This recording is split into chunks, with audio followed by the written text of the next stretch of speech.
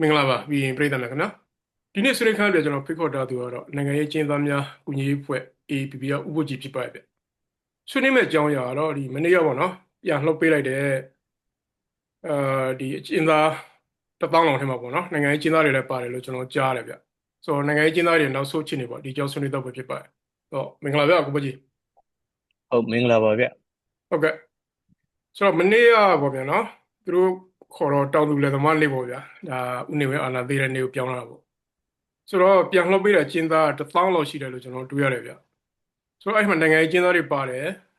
NLD ကအမတ်တွေပေါ့နော်ထင်ရှားတဲ့လူတွေလည်းပါလာတယ်လို့ကျွန်တော်ကြားရတယ်ဆိုတော့တီးသမျှပေါ့ဗျနိုင်ကျင်းဘယ်လောက်ပါလဲကျွန်တော်တို့အခုချိန်ထိတည်ထားရတဲ့လောက်ကတော့3000ကျော်လောက်လွတ်ပြီလို့ကျွန်တော်တို့တည်ထားရတယ်။နောက်ဒီဆက်ပြီးတော့လွတ်မယ်ဆိုတဲ့သတင်းမျိုးတွေလည်းကျွန်တော်တို့ကြားနေရတယ်။လွတ်တဲ့ကိစ္စတော့မပြီးသေးဘူးပေါ့။ဆက်လွတ်နေတော့မယ်ပေါ့။ဒါပေမဲ့တခုပဲဒီအချုပ်နဲ့ရင်ဆိုင်နေရတဲ့သူတွေကိုဘယ်လိုလွတ်မလဲ။အဲ့သတင်းကတော့တိတ်ကြဲကြဲပြည့်ပြည့်ထွက်မလာသေးဘူး။အဓိကထွက်လာတာတော့ထောင်ချပြီးသား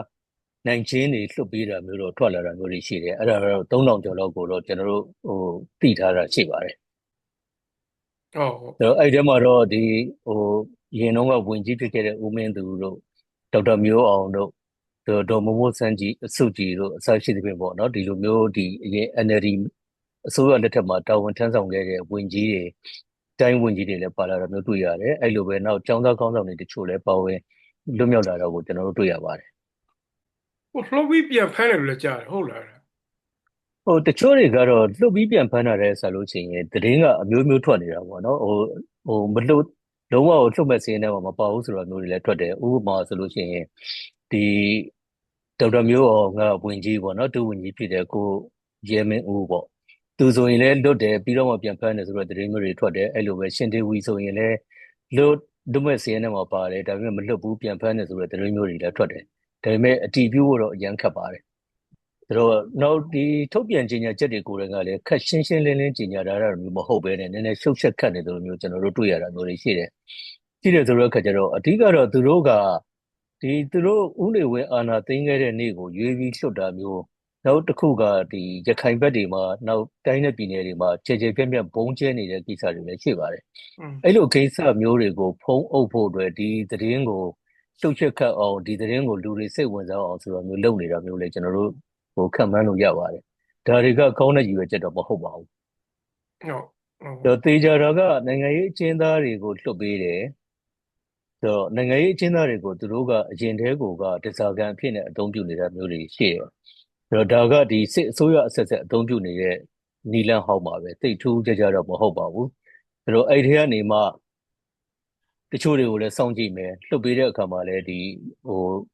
unconditional ပေါ့နော်ချွင်းချက်မရှိလွှတ်ပေးတာမျိုးမဟုတ်ဘဲနဲ့ချွင်းချက်နဲ့လွှတ်ပေးတာမျိုးဖြစ်တယ်အဲ့တော့ထောင်အကျယ်ကြီးတွေကနေပြီးတော့ထောင်ချင်းချင်းလေးတွေကနေပြီးတော့ထောင်အကျယ်ကြီးတွေကိုပြန်ရောက်သွားမယ်သဘောပါပ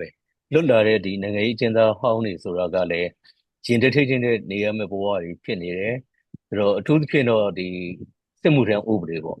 ့နိုင်ငံရေးအကျဉ်းသားဟောင်းတွေထဲမှာလည်းဒီအသက်18နှစ်နဲ့18နှစ်နဲ့35နှစ်ကြားထဲမှာရှိနေတဲ့အသက်အရွယ်တွေကလည်းအများကြီးပါဒီလိုလူမျိုးတွေကိုရောစစ်မှုထမ်းဟောင်းဥပဒေကကင်းလွတ်ခွင့်ပေးထားရလားပေါ့ဒီလိုမျိုးစစ်မှုထမ်းဟောင်းဥပဒေတွေကိုဆက်ပြီးတော့ရင်ဆိုင်ရမယ့်ဟာမျိုးတွေနောက်တခြားပေါ့နော်တချို့နိုင်ငံရေးအကျဉ်းသားဟောင်းတွေဆိုရင်ကျွန်တော်စဉ်းစားမိတာကပြန်စရာအိမ်ရောရှိရလားရှိသေးရလားသူတို့ကိုကြိုဆိုမဲ့မိသားစုရောရှိသေးရလားပေါ့ဒါတွေကလည်းကျွန်တော်တို့ဆက်ပြီးတော့စိုးရင်စရာတွေမိကုန်းထုတ်စရာတွေဘာဖြစ်လို့လဲဆိုတော့အခါကျတော့ဒီတိုက်ပွဲတွေဖြစ်နေတဲ့နေရာတွေပေါ့သခိုင်းမကွေးပေါ့ဒီလိုနေရာမျိုးတွေမှာရှိနေတဲ့လူတွေကလည်းတချို့နိုင်ငံရေးအကျဉ်းသားတွေဖြစ်နေတာမျိုးတွေရှိတယ်သူတို့တွေလည်းပြန်လွတ်တဲ့ထဲမှာပါကောင်းပါနိုင်တာမျိုးတွေရှိတယ်ရှိတဲ့အခါမှာသူတို့ပြန်စရာအိမ်မရှိတော့ဘူးဆိုလို့ရှိရင်သူတို့ဘယ်လိုခံစားရမလဲပေါ့အဲ့လိုပဲသူတို့မိသားစုတွေကဒီဘုံကျဲလို့လက်နဲ့ကြီးချလို့တည်သွားတဲ့အထဲမှာပါတယ်ဆိုရင်လည်းဒီလူတွေဘယ်လိုခံစားရမလဲပေါ့ဒါတွေကတော့ကျွန်တော်တို့ဒီစိုးရင်စရာတွေပါဟုတ်နော်အခုဒါကတော့လောလာတဲ့လူတွေပေါ့နော်စင်းရဲကတော့မညစ်သေးဘူးပေါ့ဆိုတော့အခုကိုကိုကြီးတို့စင်းရဲဇယားတွေရာကအခုထားပါတော့ဗျာဘယ်လောက်3000လောက်လောက်ပေးမလားဘယ်လောက်ကြံလဲပေါ့ဗျာနော်စည်ရင်းစရာကတော့ကျွန်တော်တို့လည်းဒီကနန်းမငြိမ်သေးတဲ့အခါကျတော့ဆက်ပြီးတော့စုံစမ်းနေသေးပဲရှိနေပါသေးတယ်ဒီကျွန်တော်တို့နည်းနည်းတိတိကျကျထပ်ပြီးတော့သိရတယ်ဆိုရင်ကျွန်တော်တို့ထုတ်ပြန်ကြေညာချက်ထုတ်ပေးမှာပါ တေချာတာအရေးအတွက်တစ်စုံတရာတော့ကြော့တော့မှာပေါ့လေတိတ်အများကြီးတော့လေကြော့ချင်မှလည်းကြော့မယ်ပေါ့ဆိုတော့တခါကြီးကြလို့ရှိရင်ကျွန်တော်တို့ကဒီစည်ရင်းတွေကိုတေချာချာတန့်စင်ရတဲ့ကိစ္စမျိုးတွေအချိန်ယူရတာတွေတော့ရှိပါတယ်တခါကြလို့ရှိရင်ကျွန်တော်တို့ကလူနာမည်ပဲရတယ်အဖေနာမည်တွေမရဘူးဒီလိုမျိုးတွေဆိုလို့ရှိရင်လည်းကျွန်တော်တို့ကတိုက်ဆိုင်စစ်ဆေးရတဲ့အခါမှာအရင်အခက်အခဲရှိတာမျိုးတွေရှိတယ်ကျွန်တော်တို့မြန်မာပြည်ရဲ့အားနည်းချက်ကနာမည်တူတွေအရင်များတယ်နံပါတ်2တွေအများများတဲ့အခါကျတော့ဥပမာမောင်ဖြူဆိုလို့ရှိရင်မောင်ဖြူတစ်ခုတည်းနဲ့ကျွန်တော်တို့ကဒီလူတယောက်ကိုလွတ်လိုက်တာမျိုးဆက်ပြီးတော့စည်ရင်ထဲမှာထည့်ထားတာမျိုးလုပ်ရတာလည်းတော်တော်ခက်တယ်အဲ့တော့မောင်ဖြူရဲ့အဖေကဘယ်လိုလဲသူနဲ့အတူတူထောင်ချတဲ့လူတွေကဘယ်လိုလဲသူကပဲကျွန်တော်ကထောင်ချတာလည်းအဆရှိသေးဖြစ်ပေါ့ဒီလိုအချက်လက်တွေကိုကျွန်တော်တို့ဆက်လက်စုံစမ်းမှုအတွက်အချိန်တစ်စုံတရာလိုအပ်ပါတယ်အဲ့လိုပြီးတဲ့အခါကျရင်တော့ကျွန်တော်တို့ကတကယ်လွတ်တဲ့လူတွေကိုသိကြတယ်ဆိုလို့ရှိရင်လည်းကျွန်တော်တို့ကလွတ်လူစင်းအဖြစ်နဲ့ကျွန်တော်တို့ပေါ်ပြမှာပါနော်ဟောအခုလောပေးတဲ့လူအခုမတိုက်ခင်ဟောဗျာအကျန်းအဖြစ်ဘယ်လောက်ရှိလဲနိုင်ငံချင်းသားကျွန်တော်တို့ဒီစည်ရင်းအရဆိုလို့ရှိရင်1000ပတ်ဝန်းကျင်လောက်တော့ဒါပြန်လွတ်ထားတဲ့သူတွေရှိနေပါတယ်ဆိုတော့ဒါက2021ဒီအာဏာသိမ်းပြီးတော့စဖမ်းတဲ့အချိန်ကစပြီးတော့အခုချိန်ဒီပေါ့နော်ဆိုတော့1000ဝန်းကျင်လောက်တော့လွတ်ထားတာရှိပါတယ်လောက်ထားရတော့မဟုတ်လေအားလုံးကဘယ်လောက်ရှိလဲအဲ့ဒါမေးတယ်အခုအားလုံးက2000ကျော်ထောင်ထဲမှာရှိနေပါဦးမယ်ဆိုတော့အခုလွှတ်ပေးတာနဲ့ဆိုလို့ရှိရင်တော့2000ဝန်းကျင်ပေါ့ရော့တယ်ဆိုရင်လည်းအောက်နည်းနည်းရော့ပြီးတော့ရော့ပါပေါ့အဲ့ဝန်းကျင်လောက်တော့ရှိနေပါသေးတယ်1000နိုင်ငံရေးကျင်းသား1000ကျော်လောက်ကြာနေတာပေါ့1000ကျော်လောက်ကျန်ပါသေးတယ်1000ကျော်အထက်မှာလောက်ကျန်နေနိုင်ပါတယ်အော်မနေဘူးပဲအဲ့ဒါအခုအာနာသိပြီးမှဖမ်းလာတယ်ကိုအရင်တည်းကကြာတယ်အာနာသိမ်းပြီးမှဖမ်းတာဟိုအာနာသိမ်းပြီးမှဖမ်းတာပဲအဲ့ဖမ်းတဲ့လူက3000ကျော်ပါတယ်မနေဘူး3000ကျော်တယ်မှာ3000ကျော်တွေကနေပြီးတော့အဲ့လိုဒီလွန်ငင်းချမ်းသာတွေနဲ့ပြန်လွတ်တာလွတ်ရက်စီလွတ်တာတွေက1000လောက်ရှိနေပါတယ်ဆိုတော့ဒါကြောင့်မလို့ကျွန်တော်တို့ကအခုဒီလွန်ငင်းချမ်းသာမပေးခင်အထိ2200လောက်ထောင်ထဲမှာရှိနေတယ်လို့ကျွန်တော်တို့စင်းစေးရတော့ကျွန်တော်တို့ပြောနေတာပါအဲ့ဒီကနေပြီးတော့အခုဒီ3-4တောင်လောက်လွတ်မယ်ဒါမှမဟုတ်လေ5-6တောင်လောက်လွတ်မယ်ဆိုလို့ရှိရင်တော့ဒီအရေအတွက်ကရော့ကျသွားဖို့တော့ရှိပါလိမ့်ဒါပေမဲ့1000ခွဲအထက်မှာတော့ရှိနေနိုင်ပါသေးတယ်ဟောမနေဘူးပဲကျွန်တော်အဲ့လောက်များတယ်လို့လောက်လည်းအဲ့လိုများတယ်လို့မထင်တာဟောတော်တော်များတာပဲ1000ခွဲကျော်တော့ဆိုတော့ဟောဟုတ်ကျွန်တော်အဲ့1000ခွဲကျော်ပေါ့နော်အဲ့ဒီမှာအခုကျွန်တော်အဓိကမေးချင်တာဒီဒေါ်ဆန်းစုကြည်ပဲနော်ကျွန်တော်နိုင်ငံတော်တိုင်ပင်ခံပုဂ္ဂိုလ်ဆိုတော့တနေ့ရပဲဒီမှာကျွန်တော်နော်ဝေးမှာအခမ်းအနားတွေ့ဆုံပွဲတစ်ခုလို့တော့သူသားခင်အဲ့ဒီကိုထင်လင်းကပြောသွားတယ်ဗျာအရင်လည်းပြောပါသူဆက်တော့မရတာနည်းနည်းရှိပြီသူခွေးပေးတာလည်းစစ်ကောင်စီကဘာမှအကြောင်းမပြန်ဘူးဗျာနော်အဲ့တော့သူစိတ်ပူတယ်ပေါ့သူအမေအသက်ရှင်ရောရှိသေးရလားဆိုပြီးတော့စစ်တပ်ကလည်းဇော်မင်းထွန်းတို့ပြောတာပေါ့ဗျာဘာမှမဖြစ်ဘူးဆိုတော့ဓာတ်ပုံတွေပါလည်းထုတ်ပြတာမတွေ့ဘူးလေစိတ်ပူတော့ဗျာဆိုကိုပိုကြီးတို့ဘယ်လိုကြားလဲတော့စမ်းစစ်ကြီးကဘယ်ထောင်မှာလဲနောက်သူ့ချင်းနေဘယ်လိုသိရလဲပေါ့ဗျာကျွန်တော်တို့ကိုယ်တိုင်လည်းဒေါန်ဆန်းစုကြည်ကိုဘယ်နေရာမှာထားတယ်ဆိုတော့သိချင်ချင်မသိရပါဘူးဆိုတော့ဒါကြောင့်မလို့ကျွန်တော်တို့ဒီတန်တမန်တွေနဲ့တွေ့တဲ့အခါမျိုးမှာလည်းကျွန်တော်တို့ဒီသတင်းစကားကိုကျွန်တော်တို့တန်တမန်တွေကိုပြောပါတယ်အဲ့တော့ဒေါန်ဆန်းစုကြည်ကဘယ်နေရာမှာရောက်နေမှမသိဘူးသူကိုယ်တိုင်ကျွန်တော်တို့ကိုယ်တိုင်ကအစသူအသက်ဩရှိသေးရဲ့လားဆိုတဲ့ဟာကိုကျွန်တော်တို့တန်တရားဖြစ်မိတယ်ဒါကြောင့်မလို့ကျွန်တော်တို့ကဒီလူ့အခွင့်အရေးအထူးကိုယ်စားလှယ်နဲ့ပဲဖြစ်ဖြစ်ဒီ special envoy နဲ့ပဲဖြစ်ဖြစ်ဒေါန်ဆန်းစုကြည်နဲ့တွေ့ဖို့ကြိုးစားတဲ့နဲ့တွေ့ဖို့ဖိအားတွေပေးတဲ့နဲ့ဆိုတာမျိုးကိုကျွန်တော်တို့အမြဲတစေပြောဆိုနေတာပါအဲ့တော့ကိုလည်းအခုချိန်ထိတော့ဒီစေအုပ်စုဘက်ကငြင်းဆန်နေတယ်ပဲဖြစ်ပါတယ်စေအုပ်စုဘက်ကတော့ရာဇဝတ်အကျဉ်းသားတွေဖြစ်တဲ့အတွက်ဘယ်သူနဲ့မှပေးမတွေ့နိုင်ဘူးဆိုတာမျိုးကိုငြင်းဆိုနေတယ်ပဲဖြစ်ပါတယ်ဒါကြောင့်မလို့လေဒေါန်ဆန်းစုကြည်အသက်ကောရှိသေးရဲ့လားဆိုတဲ့ဟာကတန်တရားပို့ပြီးတော့ကြီးထွားလာတာဖြစ်ပါတယ်ဟုတ်ကဲ့ဆိုတော့ဒါတော့စမ်းစစ်တကယ်တမ်းဆိုလို့ရှိရင်ကျွန်တော်တို့ဒီစေအုပ်စုကဒီပြည်တွင်းဥပဒေတွေပဲဖြစ်ဖြစ်နိုင်ငံတကာဥပဒေတွေကိုပဲဖြစ်ဖြစ်သူတို့လေးစားလိုက်နာဖို့လိုအပ်ပါတယ်ဆိုတော့အချင်းချပြီးသားလူတစ်ယောက်ကိုသူ့မိသားစုနဲ့ထိတွေ့ခွင့်ကဘာကြီးနဲ့ထိတွေ့ခွင့်ဆိုတာကပေးဖို့ပေးရမယ့်ကိစ္စတစ်ခုဖြစ်ပါတယ်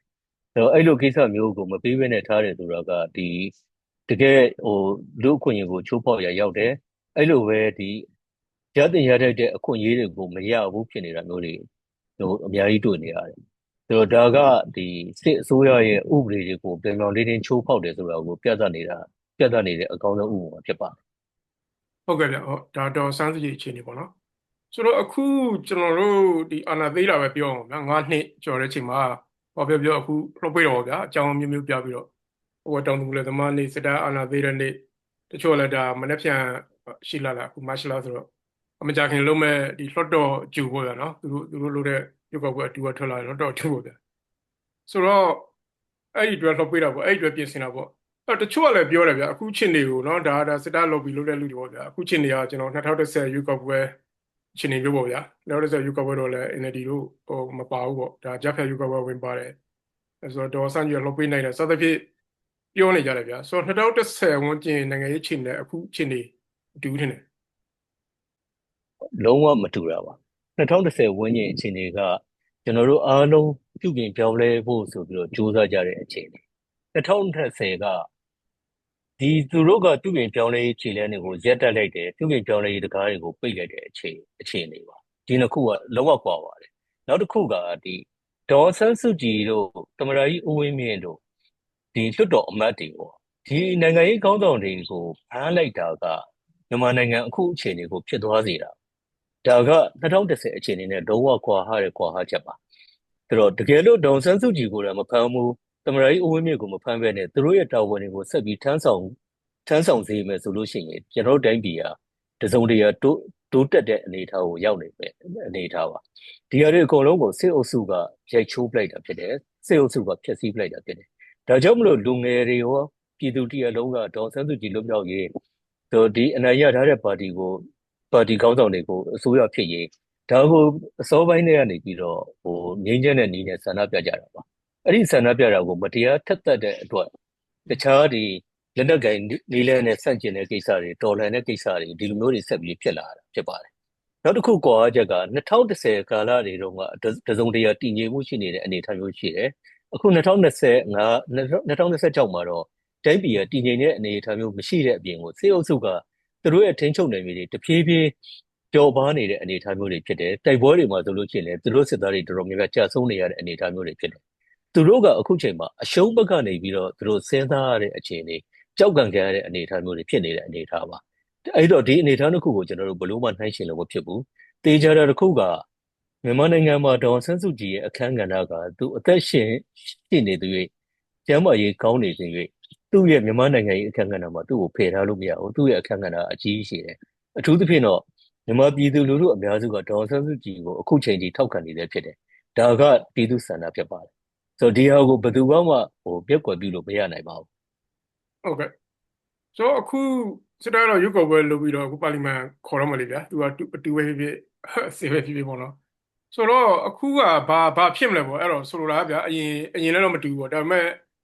ဒီဘယ်လိုခေါ်မလဲကျွန်တော်တို့အခုအကျဉ်းသားတွေလောက်ပြီးတော့နိုင်ငံရေးဆွေးနွေးပွဲတွေဘာတွေဖြစ်လာနေလားဒါမှမဟုတ်ထိုးစေပဲအရှင်မြင့်မလားဘယ်လိုမျာ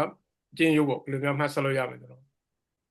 ်သိုးစစ်ကတော့ဆက်ဖြစ်နေတာပဲအခုလည်းသူတို့ဘုံကျဲနေသေးတာပဲဆိုတော့ဒီအထုအယောင်ရွေးကောက်ပွဲကထွက်လာတဲ့အထုအယောင်အစိုးရစီကနေပြီးတော့ကျွန်တော်တို့ကောင်းတဲ့ဘက်ကမျှော်မှန်းချက်ကတော့အတော်လေးမဖြစ်နိုင်ပါဘူးဆိုတော့သူတို့အခုဒီကြန့်ခိုင်ရေးနဲ့ဖွံ့ဖြိုးရေးပါတီကခေါင်းဆောင်တွေကိုယ်တိုင်ကသူတို့ရဲ့စိတ်ထဲမှာဒီအမျိုးသားပြည်နယ်တည်မြဲရေးတို့ငြိမ်းချမ်းရေးတို့ဆိုတာတဲ့ဆာလို့ရှိရင်သူတို့ရဲ့အာဏာမက်မောမှုတွေပြီးလို့ရှိရင်သူတို့ကဒီလူတွေကိုအမြင့်ပြတ်ခြေမုံးပြမယ်ဆိုတော့ဒီလိုအတွေးခေါ်မျိုးတွေနဲ့ပဲသူတို့ကဒီမဲဆွယ်ပွဲတွေမှာလည်းစီးရုံးလာတာတွေတွေ့တယ်။နောက်ပြီးတဲ့အခါကျသူတို့အချင်းချင်းအာဏာလူပွဲတွေကလည်းအခုအစိုးရတော်မဖွဲ့ရသေးဘူးဖြစ်နေတာမျိုးတွေရှိပါတယ်။သူတို့ကအာဏာယူတွေပေါင်းစည်းတဲ့အစိုးရအဖွဲ့ဖြစ်နေ။ဆိုတော့အခါကျအဲ့တော့ကျွန်တော်တို့တိုင်းပြည်အတွက်အကောင်းဘက်ကနေမျှော်လင့်စရာတော့မရှိဘူး။အကောင်းဘက်ကမျှော်လင့်စရာကတော့ကျွန်တော်တို့ဒီတိုင်းရင်းသားတွေနဲ့မျိုးသားညီညွတ်ရေးအစိုးရနဲ့ဒီကြားထဲမှာဒီထက်ပိုပြီးတော့ပူးပေါင်းဆောင်ရွက်လာတာမျိုးတွေဒီပို့ပြီးတော့ညီညွတ်မှုကြလာတာမျိုးတွေဒီလူတွေအကုန်လုံးကနေပြီးတော့ကျွန်တော်တို့မြန်မာနိုင်ငံရဲ့လိုအပ်ချက်တွေက1 2 3 4 5ဒါတွေတော့လိုအပ်တယ်ဆိုတဲ့ဟာမျိုးကိုအတူတကွညီညာပေါင်းစုပြီးတော့ကျွန်တော်တို့ပြောဆိုဖို့လိုတယ်လုပ်ကင်ဖို့လိုပါတယ်အဲ့ဒါကတော့ကျွန်တော်တို့လမ်းစာလေးတွေတော့မြင်နေရတယ်ဒါတော့ကျွန်တော်တို့အပြုသဘောဆောင်တဲ့ဘက်ကိုကျွန်တော်တို့သွားနေတယ်လို့ကျွန်တော်တို့ပြောလို့ရတယ်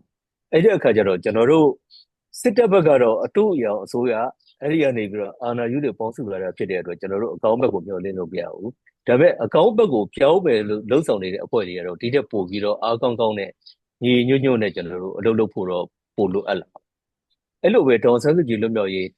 နိုင်ငံရေးအကျဉ်းသားတွေအားလုံးလွတ်မြောက်ရေးဆိုတာကကျွန်တော်တို့ဒီပြည်ပမှာရှိနေတဲ့အဖွဲ့တွေမဟုတ်ဘူး AAPP တွေမဟုတ်ဘူးတခြားတိုင်းရင်းသားအဖွဲ့တွေရောအမျိုးသားညီညွတ်ရေးအစိုးရတွေရော NLD တို့ရောနိုင်ငံရေးပါတီတွေရေ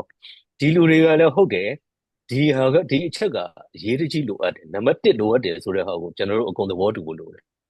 သဘောတူမယ်လို့လည်းကျွန်တော်တို့ယုံကြည်တယ်အဲ့တော့ဒီအတန်ကိုကျွန်တော်တို့ကနိုင်ငံတကာကိုလည်းတညီတဲ့ကျွန်တော်တို့ထွက်ဖို့လိုတယ်အဲ့လိုပဲသူတို့ကိုလွတ်ပေးုံနဲ့မလုံလောက်ဘူးသူတို့ကိုလွတ်လာပြီးရင်သူတို့နဲ့ထိုက်တန်တဲ့နေရာကိုကျွန်တော်တို့ပြန်ပြီးတော့ပို့ပေးဖို့လိုတယ်အဲ့လိုပို့ပြီးတဲ့အခါကျတော့မှပဲကျွန်တော်တို့တွေးဆုံဆွေးနွေးရေးစကားပြောဖို့ဟာကပို့ပြီးတော့လွယ်ကူလာမယ်ပို့ပြီးတော့အပြုသဘောဆောင်တဲ့ဘက်ကိုပို့သွားလာမယ်ဒီလိုမျိုးပေါင်းစည်းတဲ့အတန်တွေကိုကျွန်တော်တို့ဘယ်လို อืม အတူတူထုတ်ကြမလဲအတူတူအဲ့ဒီကိုရောက်အောင်အတူတူလှုပ်ဆောင်ကြမလဲဒါကိုတော့ကျွန်တော်တို့ဒီစစ်အုပ်စုကိုမလိုလားတဲ့သူတွေစစ်အုပ်စုကိုမလိုလားလို့ဖြတ်တတ်တဲ့ဘက်ကိုအတူတူသွားမယ်လို့ကြိုးစားနေတဲ့သူတွေကပေါင်းစည်းလုပ်ကိုင်ဖို့လိုအပ်ပါတယ်ဟုတ်ကဲ့ဒီဖက်လုံးဒီကိုကျွန်တော်လည်းအဲ့တော့ဗျာဟိုနိုင်ငံရေးချင်းသားလှုပ်လာလဲကျွန်တော်နိုင်ငံရေး process ကိုဗျာနိုင်ငံရေးချင်းနေကောင်းလာတာနဲ့ရှေ့သွားမယ်အားနဲ့ဆက်တော့ဒေါ်စားစီပေါ်ပဲနိုင်ငံရေးချင်းသားတွေလှုပ်ပေးနေပတ်သက်ပြီးတော့စစ်ကောင်စီတော့အခုလက်ရှိအာဏာပိုင်ပေါ့ဗျာကိုဘူးကြီးဒီကိုချုပ်ဘာများပြောချင်တယ်ပြီးတော့ဟိုဒေါ်ဆန်းစုကြည်တို့ဒီသမရာကြီးဦးဝင်းမြင့်တို့ဆိုတော့